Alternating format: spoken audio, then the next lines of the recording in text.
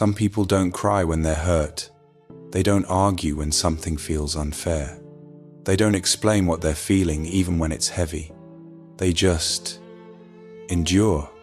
They sit with discomfort like it's familiar, like it's something they were trained to carry quietly. You learned early that speaking up didn't change much, that expressing pain made things awkward, or worse, invisible. So you adapted. You became the calm one, the understanding one, the one who can take more than they should. And from the outside, it looks like strength. But inside, it feels like swallowing words you never learned how to say out loud. If you've ever felt deeply but stayed silent anyway, if you've ever chosen endurance over expression, this isn't a personality trait. It's a psychological survival pattern, and it has a story.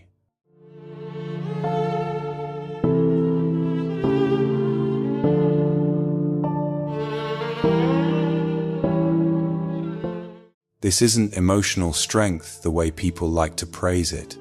It's not maturity, and it's not being unbothered. It's what happens when expressing yourself never felt safe enough, when silence worked better than honesty. So your mind learned a quiet rule. Endure first, speak later, maybe never.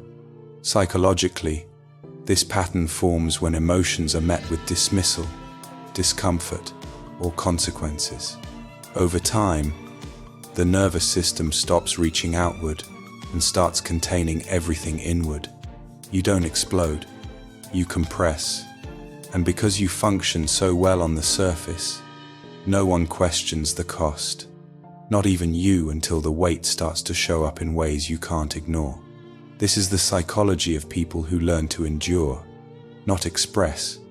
And understanding it changes how you see yourself.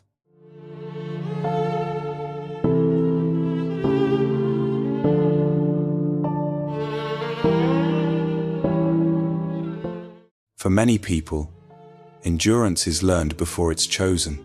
When emotions were ignored, minimized, or punished, the mind adapted. It learned that silence keeps the peace, that holding things in prevents conflict, that emotional self-control earns acceptance. So instead of expressing pain, the nervous system learned to absorb it. Like a room with no windows, pressure builds but nothing escapes. Over time, endurance stops being a response and becomes an identity.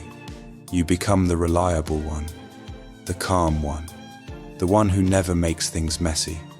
But this isn't resilience, it's survival, refined into habit.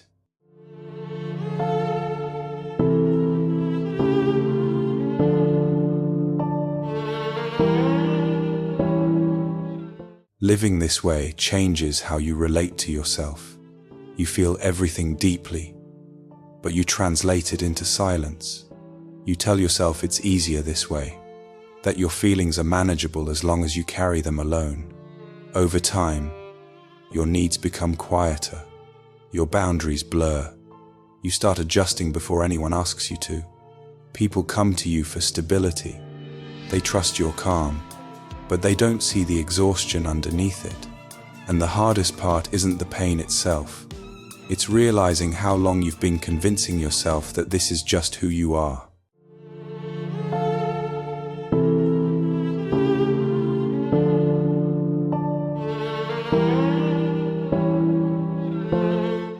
Here's the gentle truth. Endurance was once protection. It helped you survive moments when you didn't have space to be heard. But protection doesn't have to be permanent. Awareness is the first boundary.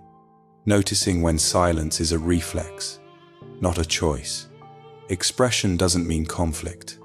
It means letting your nervous system know it's safe to release. You don't have to explain everything. You don't have to say it perfectly. Even naming one feeling quietly, honestly, is enough to begin. Because healing doesn't start with speaking louder. It starts with feeling safer inside yourself.